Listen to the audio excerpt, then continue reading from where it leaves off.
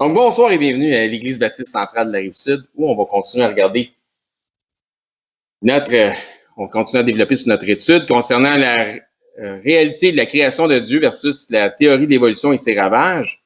Et on avait vu les dernières fois, c'était concernant l'élitisme. Maintenant, on passe à une nouvelle étape sur la moralité invariable. Donc, ça va être quelque chose d'assez intéressant. On va voir la pensée du diable, la pensée de Dieu sur certains sujets, ou comment le diable vraiment distorsionne, va complètement à l'encontre de tout ce que Dieu peut dire, cet être immoral. Donc, l'origine des espèces, l'eugénisme, Auschwitz, tout relié ensemble dans l'ordre. Récapitulatif, on avait vu ça la dernière fois, on avait terminé avec cette diapo-là en disant à partir de la théorie de l'évolution cosmique, donc le Big Bang qui a été amené un petit peu par Georges Lemaître, sans mauvaise intention, il cherchait à rationaliser quelque chose. Même, je pense que c'était quelqu'un qui était bien dans le catholicisme, un prêtre ou quelque chose comme ça. Jusqu'à celle de l'évolution des espèces. Donc, si on évolue là-dedans vers ce qui a inspiré Darwin, en fait. Donc, la lutte pour l'existence, la lutte struggle for life, qu'ils appellent en anglais. L'ensemble des idéologies représente une arme. Ces idéologies-là, ça représente une arme de séduction massive, hein, dans les mains de Satan pour discréditer le Dieu créateur. Puis c'est là qu'on va voir l'idéologie satanique en arrière de tout ça, donc la théorie de l'évolution. Comment on en est venu jusque-là? Et c'est petit à petit, hein? Donc, Dieu versus Satan, donc un contre l'autre. On va regarder le combat, comment ça se déroule. Nous observons donc un conflit entre la lumière et les ténèbres, entre la foi en la parole de Dieu et la folie du raisonnement humain. Dieu dit, j'ai tout créé en 6 jours. Qu'est-ce que le diable dit? Ah ben non. Satan dit, tout vient d'une évolution progressive sur des millions d'années. Voyez-vous comment un combat l'autre? Dieu dit, procréez et remplissez la terre. Satan dit, il y a bien trop de monde, bien trop d'êtres humains sur la planète. L'homme est le cancer de cette planète, n'est-ce pas? Dieu dit, voyez les autres comme étant plus élevés que vous. Satan dit, non, l'élite doit assujettir les plus faibles. Encore une fois, Dieu dit, prenez soin des plus faibles, hein, la veuve, l'orphelin, etc., le pauvre. Satan dit, éliminez le plus faible, hein, la survie du plus fort. Dieu dit, tu ne tueras point de meurtre. Satan dit, tuer, c'est rendre un service à l'humanité. Dieu dit, tous les hommes sont d'un seul sang et d'une seule race. Qu'est-ce que Satan fait à croire? Ben non. L'homme de couleur est plus près du singe, le blanc étant le pinacle de la race humaine. N'est-ce pas? Exact. C'est vrai. Donc, on change de sujet, on va parler du monisme. Qu'est-ce que le monisme? Toute cette folie évolutionniste a amené les hommes à ignorer la possibilité d'un Dieu créateur et du même coup à rejeter les réalités des besoins spirituels de l'être humain. On n'a pas besoin de ça. Le monisme, l'homme ne représente qu'un corps physique, il n'a pas d'âme, il n'a pas besoin d'un Dieu ou Dieu en fait. Ainsi donc, l'homme est lui-même une sorte de Dieu pour lui-même. Genèse chapitre 3. Alors le serpent dit à la femme, vous ne mourrez point. Mais Dieu sait que le jour où vous en mangerez, vos yeux s'ouvriront, vous serez comme des dieux, connaissant le bien et le mal. C'est une pensée qui est le monisme, c'est une philosophie satanique. Et c'est pourquoi, quand ça dit l'homme ne représente qu'un corps physique, c'est pourquoi quand on a besoin d'être soigné, c'est pas un médicament naturel qu'ils vont te donner, c'est un médicament synthétisé chimique. Pourquoi? Parce qu'on est un composé d'éléments chimiques. Donc, on est vu comme quelque chose de chimique. Non, on est naturel. On est spirituel. Le monisme fait opposition au dualisme, qui propose le concept du corps et de l'esprit et où l'âme comme étant des entités unies mais indivisibles. Donc, monisme versus le dualisme. Donc, le dualisme dit, on a un esprit, on a un être, mais on a un âme. Dans une société où il a été inculqué l'absence de l'aspect d'un âme suprême, d'un être suprême, saint et divin, le résultat ne peut qu'à long terme mener à une morale liée au relativisme. Qu'est-ce que je dis là? Est-ce que vous suivez à date? On répète ça. Dans une société où il est inculqué l'absence de l'aspect d'un être suprême, saint et divin, s'il n'y a pas si socialement, on accepte le fait puis on est convaincu du fait qu'il n'y a pas aucun être suprême, saint et divin au-dessus de nous-mêmes, au-dessus des hommes, le résultat ne peut qu'à long terme mener une moralité liée au relativisme. Ça va être une moralité relative. 1 Thessaloniciens, chapitre 5, 22. Abstenez-vous de toute espèce de mal. Il y a une morale. Verset 23. Que le Dieu de paix vous sanctifie lui-même tout entier et que tout votre être, l'esprit, l'âme et le corps, comme on a vu dans la dernière prédication, soit conservé irrépréhensible lors de l'avènement de notre Seigneur Jésus-Christ. Comment? En s'abstenant de toute espèce de mal. Comment qu'on fait pour savoir qu'est-ce qui est bien et qu'est-ce qui est mal? C'est pas en mangeant le fruit dans le jardin, c'est en regardant à ce que Dieu dit. Dieu est encore celui qui nous informe sur ce qui est bien et sur ce qui est mal, malgré la déchéance de l'homme, malgré que l'homme a consommé le fruit. Donc, le marketing du diable qui dit « Vous allez être comme des dieux connaissant le bien et le mal », c'est faux. C'est un mensonge, parce qu'il est, il est le père du mensonge. Maintenant, le relativisme. Le relativisme, c'est une position idéologique de quelqu'un qui pense qu'il n'y a pas d'absolu. Alors, donc, pour lui, tout est relatif. Donc, j'ai souvent des discussions avec des gens, et à date, ça marche à tout coup.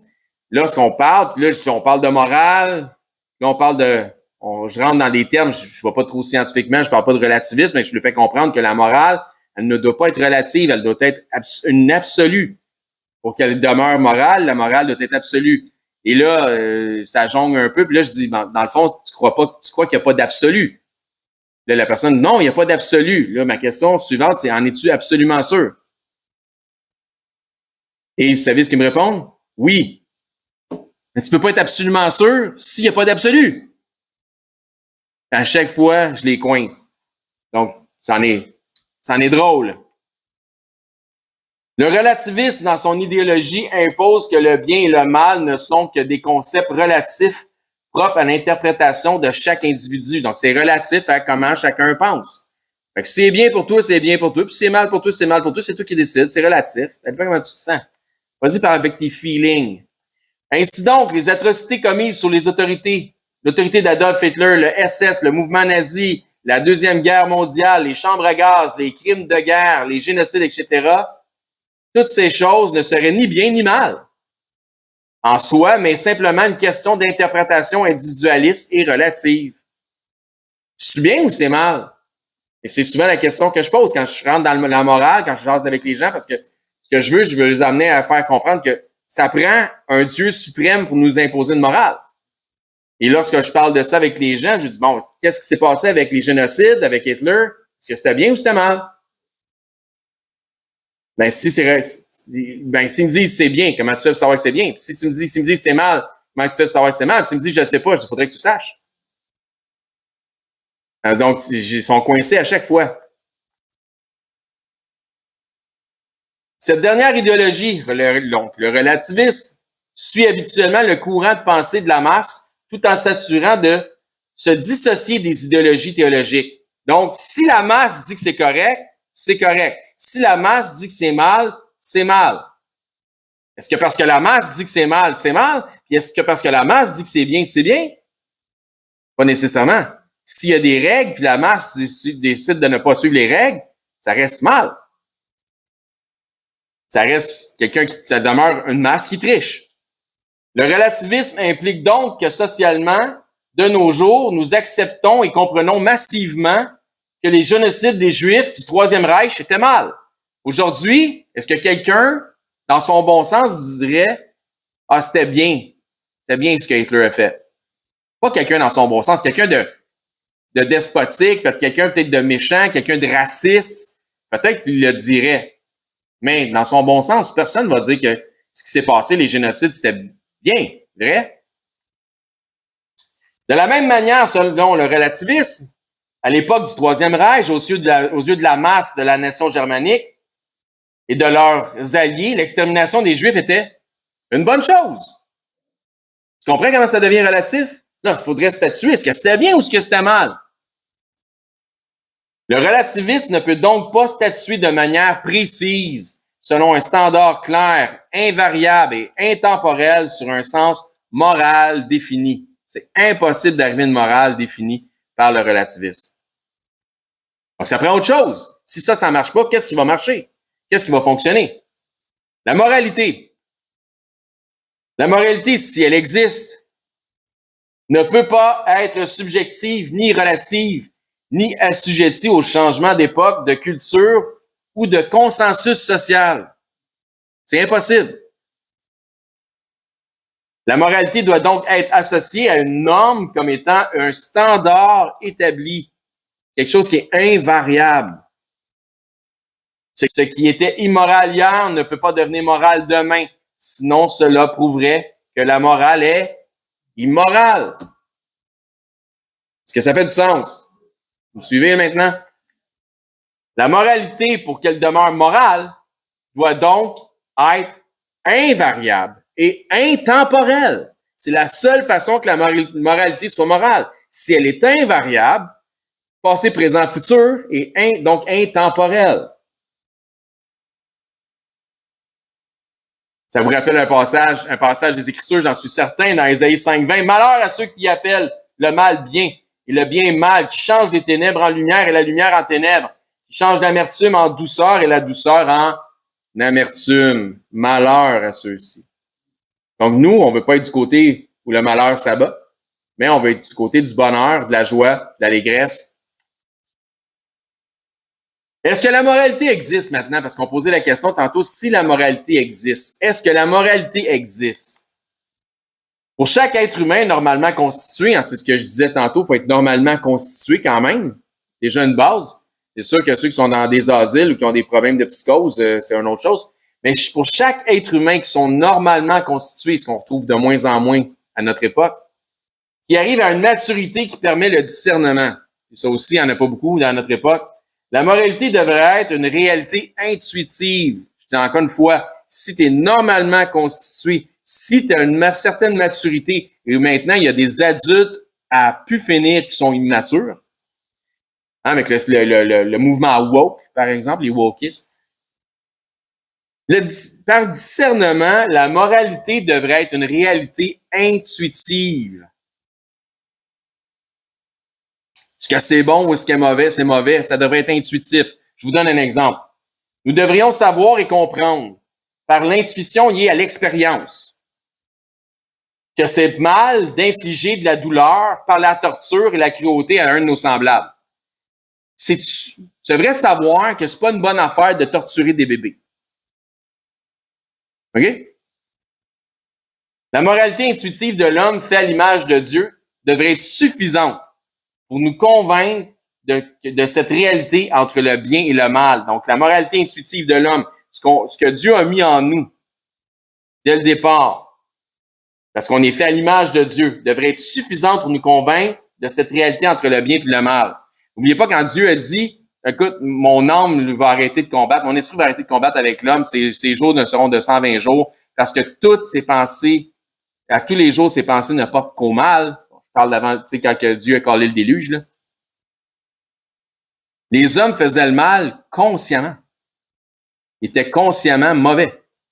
Tu peux pas, tu sais, pour arriver à être aussi mauvais que ceux qui ont participé à Auschwitz, puis les tueries, puis les crimes de guerre lors de la Deuxième Guerre mondiale, les génocides, tu peux pas faire ça en pleine conscience pensant que ce que tu fais, c'est correct. Il faut qu'à quelque part, il faut que tu altères ou tu cautérises ta conscience en faisant en sorte que l'autre en avant de toi est moindre qu'un être humain. Il faut que tu le descendes au stade d'un animal, puis que, comme toi, si tu reviens dans un abattoir. C'est immoral. Puis tu le sais que ce que tu fais, c'est pas correct. Est-ce que la moralité existe? Encore une fois, tandis que la subjectivité relative peut convaincre l'homme par la psychologie de la cruauté, c'est ce que je vous expliquais, donc la déshumanisation, de se départir de ce sens moral inné. Donc, tu peux te convaincre de te départir de ton sens moral inné. Donc, et à ce moment-là, ça peut lui faire commettre les pires atrocités imaginables. Encore une fois, attention aux choses que vous allez voir, puis comment vous allez interpréter les choses. L'histoire nous démontre que l'homme est socialement manipulable via l'éducation, la propagande et la répétition mensongère. Qu'est-ce qui nous démontre ça? L'histoire nous démontre ça. On a des preuves historiques que l'homme y est manipulable. Comment? Par une éducation, une doctrine, un endoctrinement, de mauvaises doctrines, la propagande et la répétition mensongère, répéter tout le temps les mêmes affaires. Hein? Donc, le fameux terme qui revient pour le bien de l'ensemble. Et c'est un terme qui revient de ce temps-ci, qui est revenu à la mode, hein, for the greater good, en anglais. C'est un des termes d'influence qui fait en sorte qu'on peut faire à peu près n'importe quoi aux gens parce que dans la subjectivité morale, on fait ça pour le bien de bonne foi, c'est pour le bien de tout le monde. Donc, for the greater good, pour le bien de l'ensemble, afin de manipuler l'opinion publique, ce terme a historiquement été utilisé. Donc, encore une fois, l'histoire nous démontre que, si tu entends ce terme-là revenir, dis-toi que l'histoire démontre une chose claire. Le terme a été historiquement utilisé particulièrement par la propagande nazie lors de leur justification eugéniste d'hygiène sociale et raciale.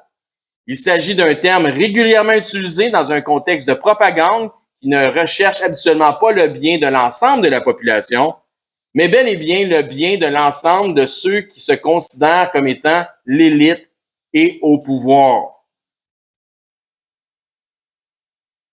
Puisque Dieu a créé l'homme à son image, les règles de moralité dans un contexte de relation avec nos semblables devraient être à la fois innées et simplement une question de bon sens naturel. Il existe donc, lié à la conscience des hommes, dans chacune des cultures à travers les âges, des principes moraux qui sont universels. Dans Romains chapitre 2, quand les païens qui n'ont point la loi font naturellement ce que prescrit la loi, ils sont, eux, qui n'ont point la loi, une loi pour eux-mêmes. Ils montrent, verset 15, que l'œuvre de la loi est écrite dans leur cœur. Leur conscience en rendant témoignage et leurs pensées s'accusant ou se défendant tour à tour. Tout est dans les Écritures, tout est là. Retour à la moralité. Ainsi donc, la moralité, afin de ne pas pouvoir être altérée par des idéologies subjectives humaines, qui justifieraient le mal comme étant bien, doit absolument être liée à des règles invariables. Ésaïe chapitre 5, encore une fois, malheur à ceux qui appellent le mal bien et le bien mal. La moralité ne peut être objective par opposition à la subjectivité que s'il y a une entité qui possède une autorité supérieure et qui détermine la validité invariable de cette moralité. La parole de Dieu est ou devrait être notre autorité. Malachie chapitre 3, verset 6, première partie du verset dit « Car je suis l'Éternel, je ne change pas, invariable. » Moralité invariable, Hébreux chapitre 13. Jésus-Christ est le même, hier, aujourd'hui et éternellement. Ça ne change pas. La parole de Dieu est épurée. Elle est pure. On n'a pas besoin d'enlever, de rajouter. Toute la parole de Dieu est bonne pour enseigner, édifier, exhorter, pour reprendre. Afin que la moralité soit invariable, même la Cour suprême ne pourrait pas servir de validité. Entendez-vous? Puisque celle-ci demeure réglementée par des hommes assujettis à la possibilité d'une idéologie commune qui, par la philosophie, pourrait rendre moral ce qui est immoral. C'est des hommes. Ça prend une moralité invariable. Même la Cour suprême ne devrait pas avoir un mot à dire au-delà d'une moralité invariable. Qui peut dire quelque chose par-dessus ce que Dieu a dit? qui peut changer ce que Dieu a dit, qui peut altérer ce que Dieu a dit. On est mis en garde dans les Écritures quand on compte ça. Proverbe chapitre 22, verset 28. Ne déplace pas la borne ancienne que tes pères ont posée. La moralité invariable ne peut l'être que si elle est imposée. La moralité invariable ne peut l'être que si elle est imposée sur les êtres que nous sommes par un être supérieur à ce que nous sommes. Ça peut pas être tes semblables, ça peut pas être tes pairs, ça peut pas être un élite, ça peut pas être une cause suprême, rien de ça. La moralité, ça doit être invariable, ça doit être Dieu dit. Ainsi donc, si les bases de la moralité existent, c'est que Dieu existe. Ah, voilà. Si les bases de la moralité existent, c'est que Dieu existe. S'il y a des bases de moralité qui devraient être invariables, c'est que Dieu existe. La moralité prouve l'existence de Dieu. Si donc les bases de la moralité existent, c'est que Dieu existe et pour que celle-ci protège les hommes contre leur potentielle immoralité, afin qu'elle demeure invariable, nous avons besoin de « ainsi dit l'Éternel ». Dieu dit. C'est ça qu'on a besoin pour que ça reste invariable. La parole de Dieu est notre protection. La loi, la Torah, les 10 commandements servaient à protéger le peuple individuellement, collectivement, physiquement et spirituellement. That's all, folks. À la semaine prochaine!